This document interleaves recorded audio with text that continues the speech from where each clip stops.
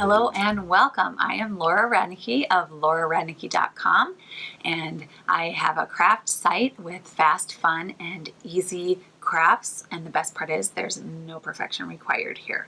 So we are working our way through the 30 Days of Ornaments project. We are making one ornament a day for 30 days, and today is day 12.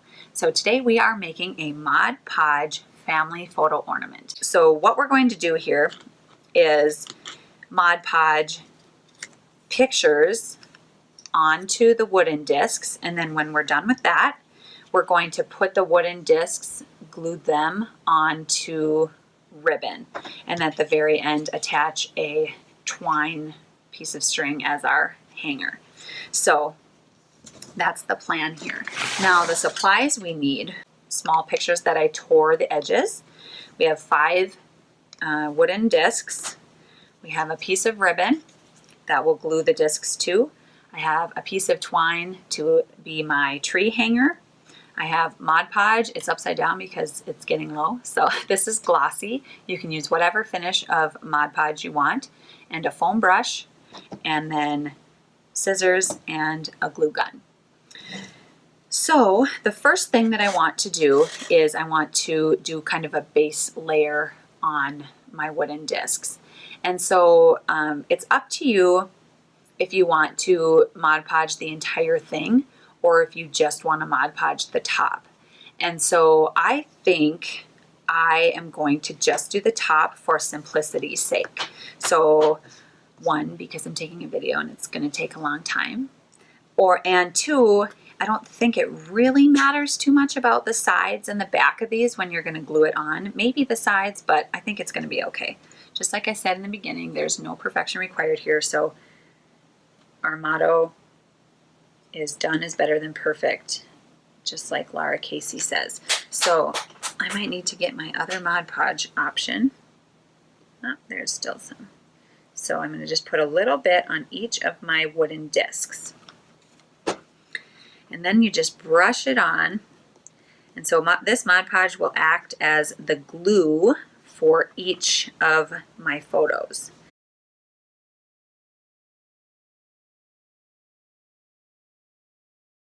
Okay, so here's my husband. Put him in the center there, kind of push it down. We're going to be doing at least one more layer of Mod Podge on the top once this dries.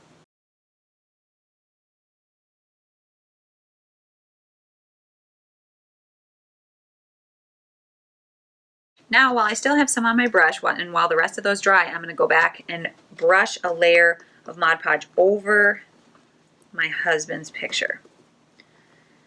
So we're just going to brush the layer on, make sure we get the edges well, because that's going to help adhere it. Now it's going to be my turn.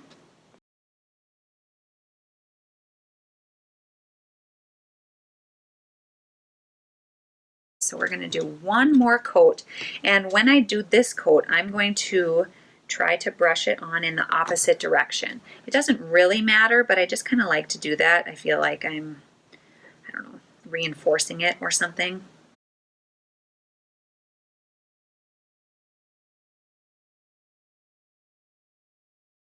So we're going to let that dry. And then what we're going to do is place our pictures in order. So my first layer, because it's drying so quick, probably wasn't thick enough. And so there are some little bubbles here. It's too late now because I can't peel them off because then it'll rip them.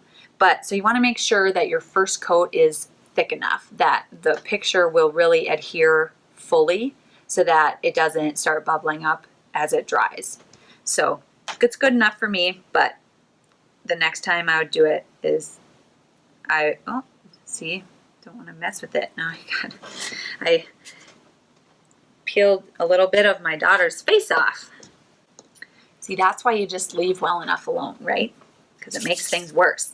So while those dry, I'm going to start with matte. So I am going to start gluing these circles one after another down my piece of ribbon. So I'm just going to put some glue on the ribbon and then place the circle there. I'm going to keep doing this for each circle. And then when we're done with this part, we will attach our hanging ribbon.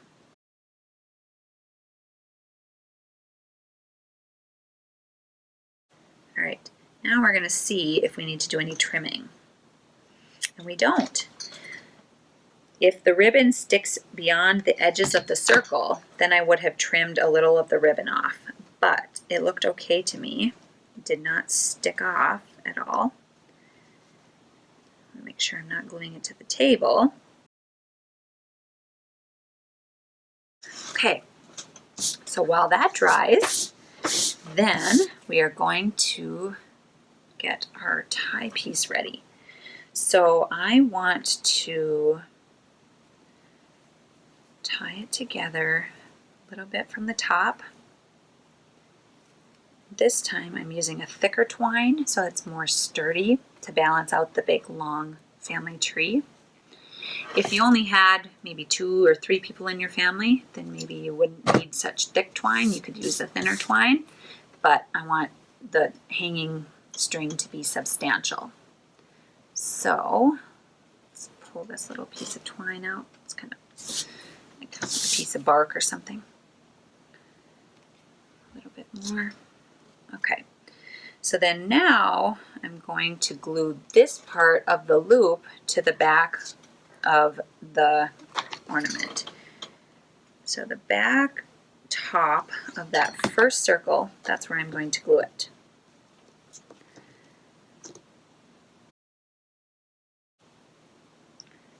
Put it right in there, push it down, then let it dry. Now a note on the pictures. So as I was pushing around on there and my daughter's picture, a little bit of it ripped off, that would not happen, I don't think, if it was a professionally printed picture or printed on photo paper. This is not photo paper, this is just printer paper, and so it's way more flimsy. So if you use photo paper, it actually probably would bubble less too, how I had the bubble problem. I don't think that that would happen either with photo paper quite as bad because photo paper is thicker. So I wanted to see what would happen in this sample here using like the most basic of supplies, but if I would do it again, I would use actual printed photos. So there we are. And you can use whatever color ribbon you want. This is just kind of a champagne color. You can use a bright one or a burlap one. You can use whatever you want. You can use color pictures if you want.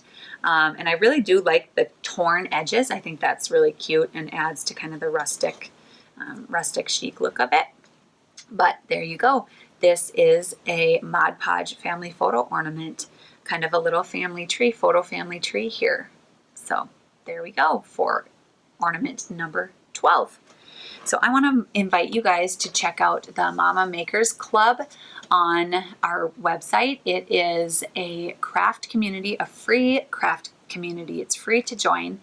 And once you sign up for that, you have access to our free resource library. And inside the free resource library, there are printable patterns, there are downloadable printable checklists and cheat sheets to help you do the crafts on the site faster and easier. And there's other inspiring resources just to help you make things faster, easier, and more often, because that's why we're here. So I invite you to go to lauraradnicki.com/library and check out the Mama Makers Club resource library and see if that sounds like it's a good fit for you. We'd love to have you. So we will be back with ornament number 13 next in our 30 Days of Ornaments project, and we will see you next time. Thanks for watching.